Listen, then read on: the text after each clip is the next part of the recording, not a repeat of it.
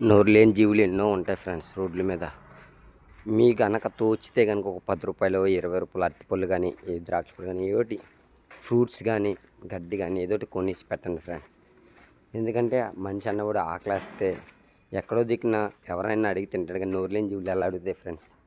దయచేసి మీకున్న దాంట్లో నోరు లేని జీవులకైతే సహాయం చేయండి. ఇంకో విషయం ఏంటంటే, ఎంతోమందికి మనం అన్నదానం చేస్తాం, నేత్రదానం చేస్తాం, అవయవాల దానం కూడా చేస్తాం, కానీ నోరు లేని జీవులకి